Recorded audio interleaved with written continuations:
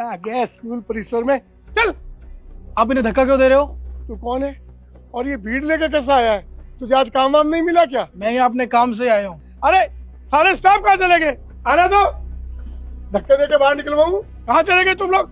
और ये भीड़ इतनी आगे, तुम इनको रोक नहीं सकते?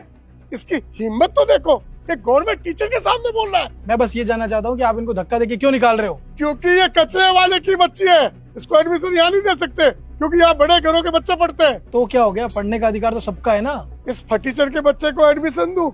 इनके पास खाने के पैसे नहीं है, यूनिफॉर्म के पैसे नहीं है, किताब खरीदने के पैसे नहीं है। अब ये चाहे कितना भी कर ले, कचरे वाले के बच्चे कचरे वाले ही होते हैं। पढ़ लिख के बड़े अफसर नहीं बन सकते, सपने सपने ही रह जाते हैं। ये जो स्कूल है ना, यहाँ पे सिर्फ ऊंची जाति के बच्चे पढ़ते हैं। आसपास कहीं भी नीची जाति के बच्चे मिल जाते हैं ना, तो हमको गंगा जल छिड़कना पड़ता है। आज तो मेरा मूड ठीक है, तब धक्के दे के निकाल रहा हूँ, वरना लात मार के निकालता हूँ और कई किलोमीटरों तक इनको पास आने नहीं देता, क्योंकि ये कचरा वाले हैं। ये तो कचरे का काम करते हुए ठीक लगते हैं। तू ज्यादा ज्ञान मत दे। पुलिस को बुलाऊं? अंदर डलाऊं? बिल्कुल ठीक कहा सर आपने। ये लोग पढ़ के क्या करेंगे? पढ़ने का अधिकार तो सिर्फ आपका ही है ना, आपके बच्चे पढ़ सकते हैं, ये तो अनपढ़ रहेंगे। नहीं दूंगा एडमिशन। चल निकाल निकाल, ए निकालो बाहर इसको। सर आप? क्या सर सर लगा रखा है? बाहर निकाल इसको। सर ये आईएएस ऑफिसर आनंद मंडल है।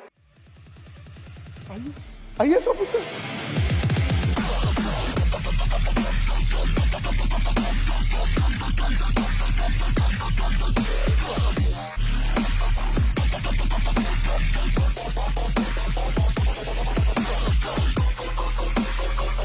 सर धूप बहुत पड़ रही है, थोड़ा अंदर आएंगे?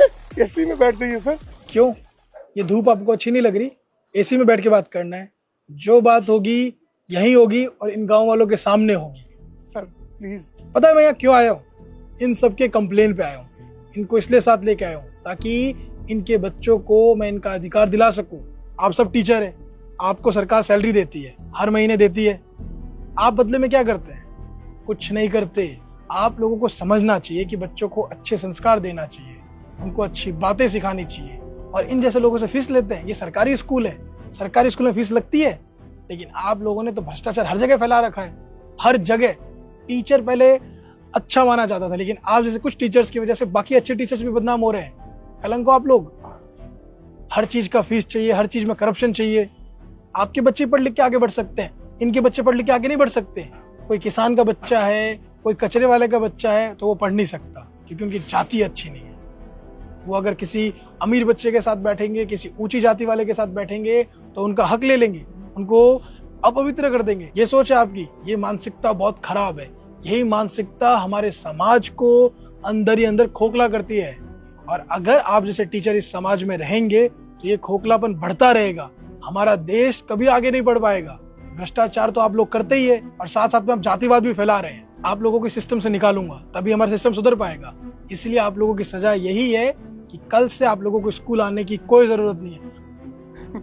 नहीं सर, एक बार माफ कर दीजिए सर। अगर सॉरी बोलना है तो इन जैसे लोगों को बोलिए, जिसका हक आपने मारा है, जिसका अधिकार आपने नहीं दिया है।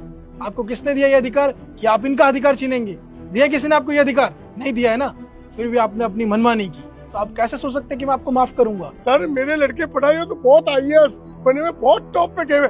हाँ सर, सर बहुत अच्छे नेचर के हैं। सर की गांव में बहुत अच्छी इज्जत है सर।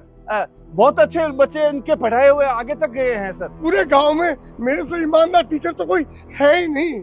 आप लोग कितने ईमानदार है ये मैं देख चुका हूँ अभी सब कुछ अपनी आंखों से। आप लोगों ने जो हरकत की है ना, उसके लिए माफी आप लोगों को कभी नहीं मिल सकती है।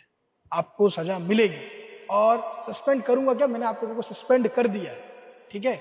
आप लोग अपना सामान उठाइए, और कल से स्कूल आने की कोई जरूरत नहीं है। थोड़ी देर में पुलिस भी आती होगी जो आपको आपका नया घर दिखाएगी। माफ कर दीजिए सर।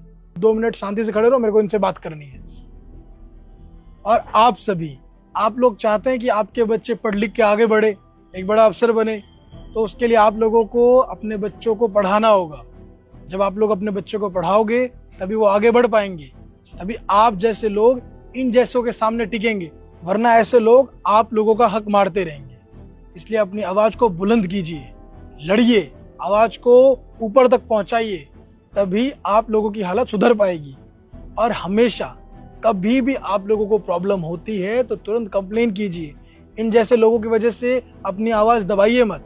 आप जितना लड़ेंगे उतना ही आगे बढ़ेंगे। अपनी आवाज को बुलंद कीजिए और कोई भी आपको तकलीफ देता है तो हमारे पास आइए, हम उसको ठीक करेंगे, हम आपकी मदद करेंगे। समझे आप लोग?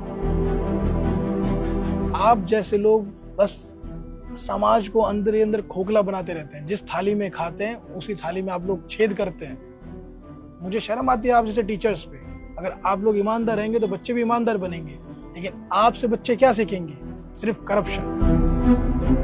आपको और आपके पूरे स्टाफ को डिसमिस किया जाता है। ये एक सबक है उन सभी टीचर्स के लिए जो आप जैसे हैं। अब जाके चुपचाप उस कोने में बैठ जाओ, आपकी बारात अभी थोड़ी देर में निकलेगी। बहुत भ्रष्टाचार किया है ना आपने, बहुत भेदभाव फैला लिया, बहुत जातिवाद फैला लिया। सजा तो मिलके रहेगी आप लोगों को।